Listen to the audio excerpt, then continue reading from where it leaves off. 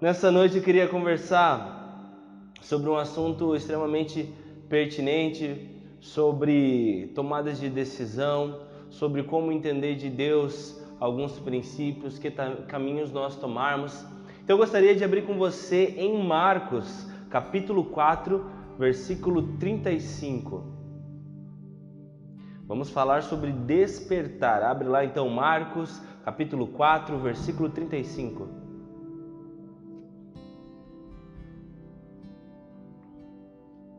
A gente vai ler até o 41. Naquele dia, ao anoitecer, disse ele aos seus discípulos: Vamos atravessar para o outro lado. Deixando a multidão, eles o levaram no barco, assim como estava. Outros barcos também o acompanhavam. Levantou-se um forte vendaval, e as ondas se lançavam sobre o barco, de forma que este foi se enchendo de água. Jesus estava na popa, dormindo de cabeça sobre um travesseiro. Os discípulos o acordaram e clamaram: Mestre, não te importas que morramos? Ele se levantou, repreendeu o vento e disse ao mar: Aquiete-se, acalme-se. O vento se aquietou e fez-se completa bonança. Então perguntou aos seus discípulos: Por que vocês estão com tanto medo? Ainda não têm fé? Eles estavam apavorados e perguntaram uns aos outros: Quem é esse que até o vento e o mar lhe obedecem? Amém? Vamos orar. Papai, nós te louvamos porque o Senhor é santo, porque o Senhor é poderoso e porque o Senhor fala conosco de várias formas, Pai. Nós te entregamos esse tempo de mensagem, esse tempo de pregação, porque nós sabemos que o Senhor tem algo para falar. A sua palavra nunca volta vazia, Deus. Então nós te louvamos e te agradecendo em nome de Jesus. Amém. Amém.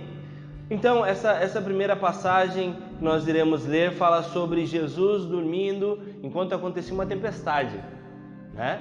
Eu creio que é um lugar bem peculiar para se dormir, né? No meio de uma tempestade, né? Tem gente que às vezes nem com silêncio eles conseguem dormir, né? Tem gente que às vezes gosta de dormir com barulhinho de chuva, né? Coloca no YouTube lá barulho de chuva para dormir, dá uma ouvida lá e dorme, né? Mas creio que uma tempestade não é um lugar que você conseguiria dormir, não é mesmo? E é onde Jesus estava dormindo. É muito legal que, inevitavelmente, quando a gente olha para essa passagem, vê sobre um barco, vê sobre uma tempestade, inevitavelmente, se você gosta da palavra, você vai lembrar de quem? Do profeta Jonas. Na verdade, você vai lembrar que a história é muito similar. E eu queria dar uma pincelada nessa história para a gente conversar sobre um paralelo sobre essas duas histórias, tanto de Jesus quanto de Jonas. Então, se você é rápido de Bíblia, se você é ninja de Bíblia, vai lá em Jonas capítulo 1, para a gente ir lá no Antigo Testamento. Ok? Vamos lá. Fica depois de Gênesis e antes de Apocalipse. Ah, essa piada crente, né? Sempre está em alta. Olha só. Então, na capítulo 1, versículo 1 ali, né? Olha só como começa essa história de Jonas. A palavra do Senhor veio a Jonas, filho de Amitai, com esta ordem: Vá depressa à grande cidade de Nínive e pregue contra ela, porque a sua maldade subiu até a minha presença. Mas Jonas fugiu da presença do Senhor, dirigindo-se para Tarsis. Desceu à cidade de Jope, onde encontrou um navio que se destinava àquele porto. Depois de pagar passagem, embarcou para Tarsis para fugir do Senhor. Então você pode ver aqui nesse primeiro capítulo de Jonas que Deus tinha mandado Jonas e cumpriu uma missão. O que o Jonas falou? Não vou para outro lado, vou entrar num outro barco e vou para outro lugar. Né? A Bíblia fala que Jonas fugiu da presença do Senhor, dirigindo-se para Tarsis e foi lá para a cidade de Jope, né? E olha só o que fala no versículo 4, tá? O Senhor, porém, fez soprar um forte vento sobre o mar e caiu uma tempestade tão violenta que o barco ameaçava arrebentar-se. Então pensa na história: Jonas desobedeceu, entrou num barco desconhecido. O que aconteceu com aquele barco? Veio uma tempestade gigantesca para cima dele. Todos os marinheiros, versículo 5, ficaram com medo e cada um clamava ao seu próprio Deus e atiraram as cargas ao mar para tornar mais leve o navio. Enquanto isso, Jonas, que tinha descido para o porão se deitado, dormia profundamente. Olha só, Jonas também encontrou um lugar bem um ambiente bem diferente para tirar um cochilo. Você conhece alguém que dorme assim fácil? Né? Conhece alguém que dorme fácil em qualquer lugar? Jonas e Jesus estão mostrando como é que é, né? E aí acontece todo o correr dessa história que fala, no versículo 7: então os marinheiros combinaram entre si: vamos tirar sortes para descobrir quem é o responsável por essa desgraça que se abateu sobre nós. Tiraram sortes e a sorte caiu sobre Jonas. Por isso lhe perguntaram: diga-nos, quem é o responsável por essa calamidade? Qual é a sua profissão? De onde você vem? Qual é a sua terra? Que povo você pertence? E ele fala: eu sou hebreu, adorador do Senhor, o Deus dos céus que fez o mar e a terra. Olha que crente esse Jonas, pena que estava em desobediência, né? Com isso eles ficaram apavorados e perguntaram: o que foi que você fez? Pois sabiam que Jonas estavam fugindo do Senhor, porque ele lhe tinha dito. Visto que o mar estava cada vez mais agitado, eles lhe perguntaram: o que devemos fazer com você para que o mar se acalme? Respondeu ele: peguem-me e joguem-me ao mar, e ele se acalmará. Pois eu sei que é por minha causa que essa violenta tempestade caiu sobre vocês. Ao invés disso, os homens se esforçaram ao máximo para remar de volta à terra, mas não conseguiram, porque o mar tinha ficado ainda mais violento. Então eles clamaram ao Senhor: Senhor, nós suplicamos, não nos deixes morrer por tirarmos a vida deste homem. Não caia sobre nós a culpa de matar o inocente, porque tu, ó Deus, fizeste o que desejas. Então pegaram Jonas e o lançaram ao mar enfurecido, e esse se aquietou. Ao verem isso, os homens adoraram o Senhor com temor, oferecendo-lhe sacrifício e fazendo-lhe votos. Então o Senhor fez com que um grande peixe engolisse Jonas, e ele ficou dentro do peixe por 3 dias e 3 noites. Amém? Olha só essa história, que loucura, né? Nós entendemos um ponto bem importante, que é o quê? Tanto Jonas quanto Jesus passaram por tempestades, não é verdade? Nós vemos nessa história que os dois passaram por tempestades. E é muito legal que talvez muitos de nós vão dizer: óbvio que Jonas passou por tempestade, né? Estava em desobediência, Deus mandou ele para um lado e ele foi para o outro, ele estava desobedecendo a Deus e não sei o que, não sei o que.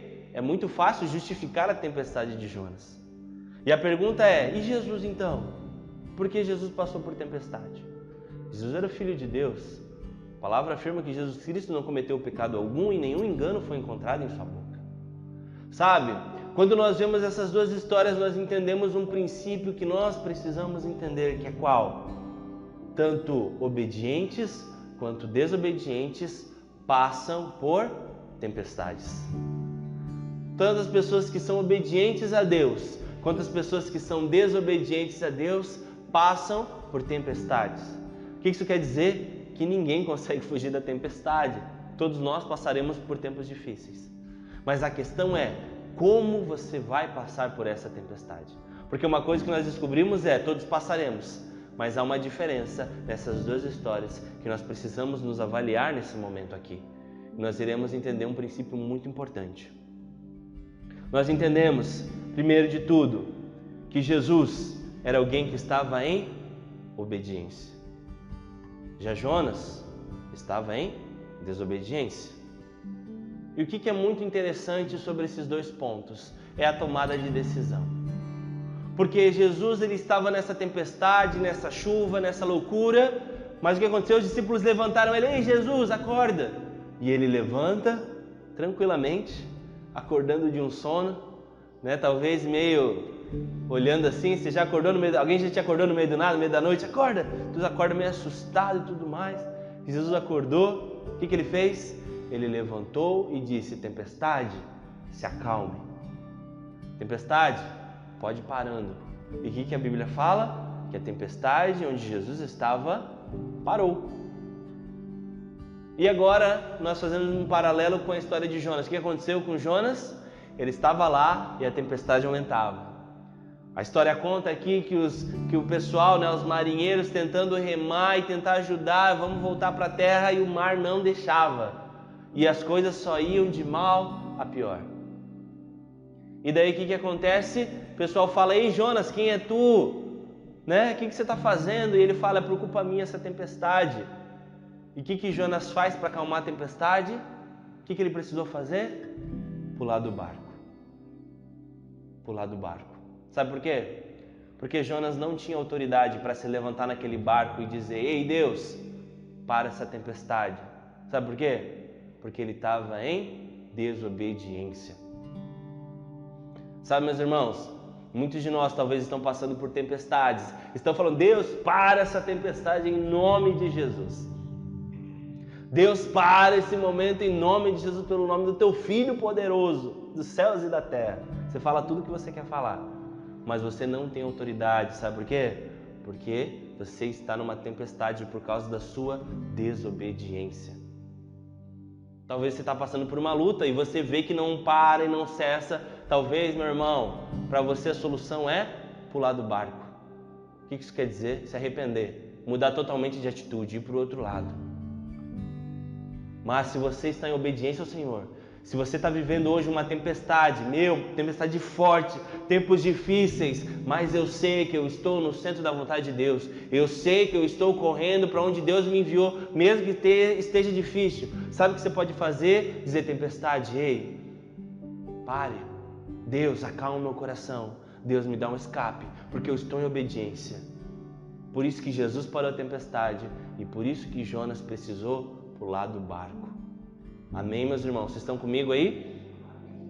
Então nós precisamos entender que a tempestade sempre vem, mas nós podemos agir de formas diferentes dependendo da forma que nós estamos com Deus, não é mesmo?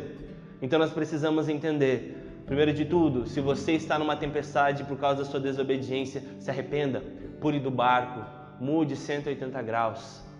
A Bíblia fala em Efésios capítulo 4, versículo 28, o que furtava não furte mais, antes trabalhe, fazendo algo útil com as suas mãos, para que tenha com o que repartir com quem estiver em necessidade.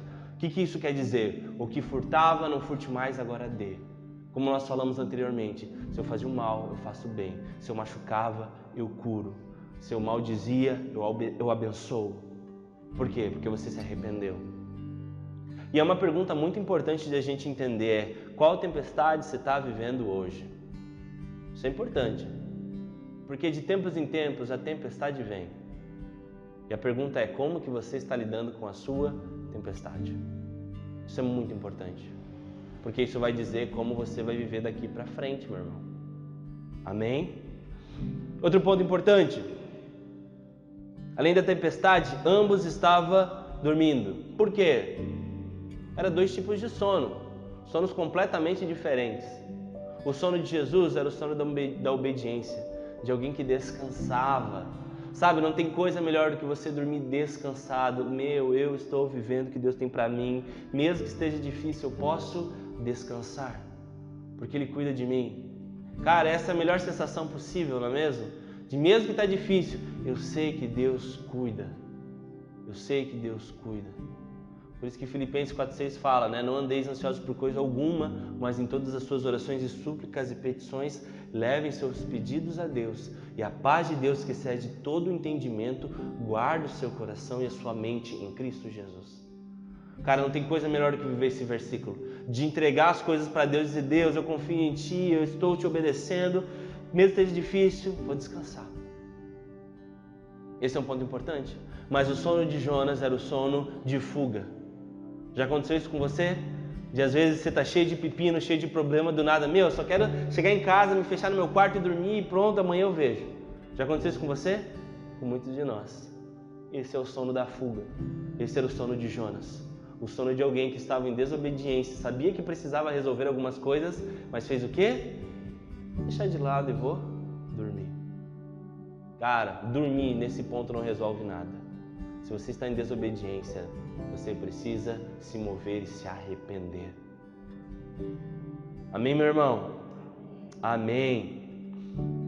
Sabe, uma das coisas que chama muita atenção nessa passagem é que todo mundo ficou espantado com o poder de Jesus na tempestade.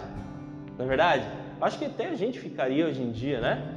Pô, tá chovendo, o cara parou tudo. Tanto é que a Bíblia fala, os discípulos conversando: quem é esse homem que até o mar obedece ele?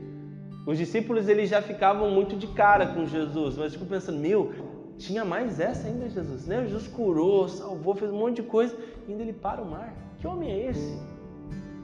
E é muito legal que um princípio importante de Jesus era que Jesus, ele simplesmente alinhava o que tinha no seu interior com o mundo exterior. O que isso quer dizer? Quer dizer que Jesus tinha calmaria dentro dele, tinha descanso. E por isso ele falou: ei Mara, eu tenho dentro de mim aqui paz, então pare.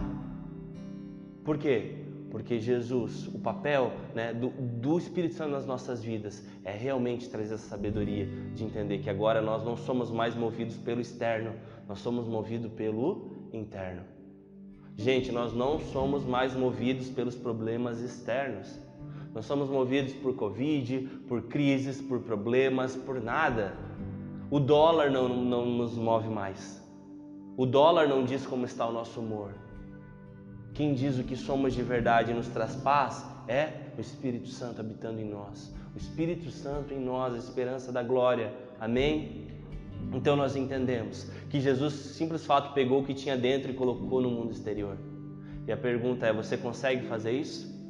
Porque esse é o papel do cristão. É pegar o que ele tem dentro, que é o maior que está em nós, o que está no mundo, e levar para esse mundo exterior.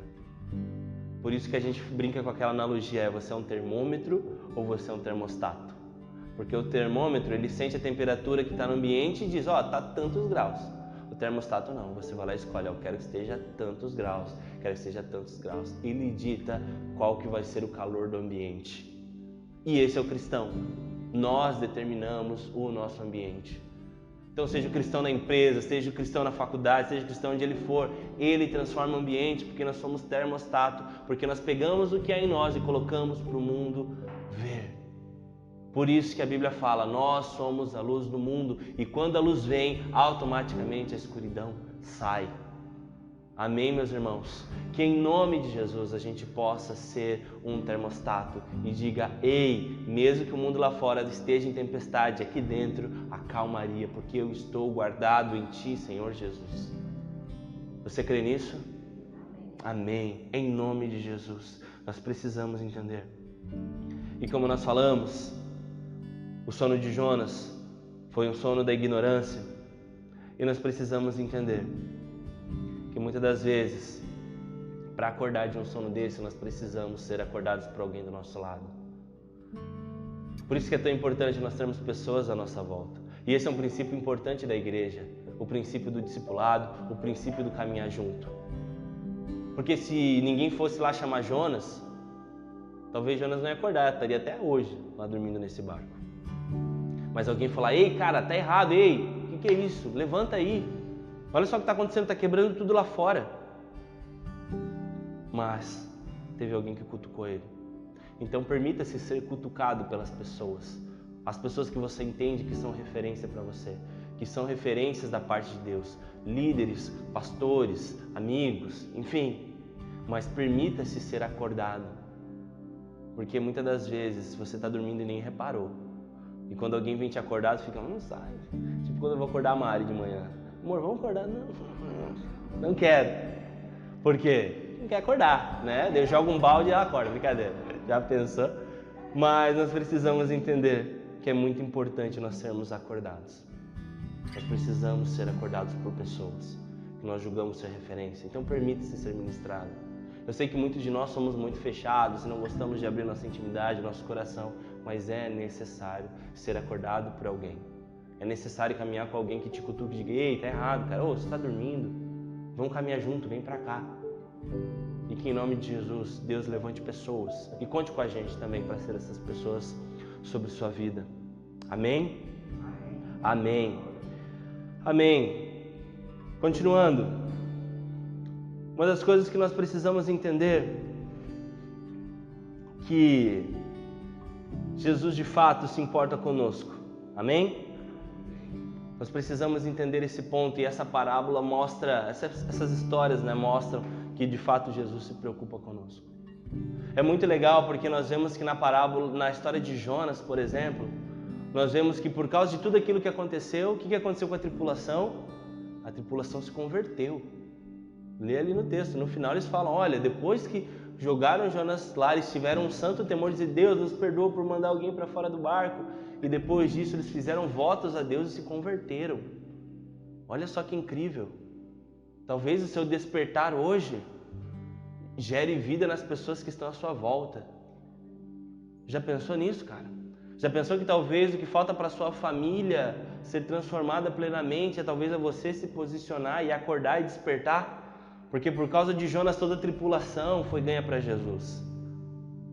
E aqueles discípulos, com certeza, naquele barco onde Jesus estava, foram extremamente impactados com essa história. Porque, de fato, o teu despertamento, o teu testemunho causa no sentido de impacto, de vida. Porque aqueles caras viram de perto, meu Deus, olha esse Deus, olha o quão poderoso Ele é. Realmente, eu não tenho como não me prostrar para esse Deus. Eu preciso crer nesse Deus. Por isso que nós entendemos que o poder não está conosco. O poder é do Espírito Santo, que convence do pecado, da justiça e do juízo. Amém, meus irmãos? E nós entendemos, partindo para a história de Jonas, que Jonas, depois que é lançado para fora do barco, ele é engolido por um peixe grande. Bota grande nisso, né? Já pensou fazer na brasa um peixe daquele tamanho, hein, pai? Desse tamanho grandão, né? Um peixe grandão engoliu Jonas. E depois Jonas fica 3 dias e depois é vomitado e depois ele vai para o centro da vontade de Deus, né? Mas depois que aconteceu todo esse transtorno. E é muito legal, que chama muita atenção, que de fato os fariseus pediam para Jesus vários sinais e outras coisas. E o que Jesus falou? Ei, não vou dar nenhum sinal para vocês a não ser o sinal do profeta Jonas. O que isso quer dizer? Quer dizer que Jesus, ele foi engolido também por um peixe, um grande peixe chamado morte. E ele foi engolido por 3 dias e depois foi vomitado pela morte e voltou à vida e ressuscitou e nos trouxe vida. Sabe, o único sinal que Jesus falou que ia dar para alguns era o que? Eu vou morrer, vou ficar 3 dias morto e vou ressuscitar. E por causa disso nós estamos aqui. Porque não há condenação para nós. Porque há vida agora em nós. Por quê? Porque Jesus morreu e ressuscitou. E o amor dele é imutável por nós. Amém, meus irmãos? Queria orar com você nesse momento. Papai, nós te louvamos, Deus. Porque realmente, Pai, o Senhor é bom. Porque realmente o Senhor nos deu vida, Pai. E sem o Senhor nós não somos nada, Pai. Nós queremos, Pai, viver, Pai, no centro da Tua vontade. Sabe, Deus, se tem pessoas que estão aqui ou estão assistindo, estão passando por tempestade, Jesus, que essas pessoas, elas venham realmente se arrepender. Que realmente, Pai, se tem pessoas desobedecendo ao Senhor e passando por lutas e não entendendo, que o Senhor ministre o coração delas e diga, ei, filho, se arrepende, muda de vida e venha para a vontade de Deus. Em nome de Jesus, Pai. E se existem pessoas que estão vivendo uma vida genuína contigo, caminhando, Pai, mas passando por barras, Senhor, dê força para essas pessoas, Jesus. Eu te peço, Pai, e te louvo e te agradeço. Em nome de Jesus, amém. Você pode aplaudir o Senhor Jesus? Glória a Deus.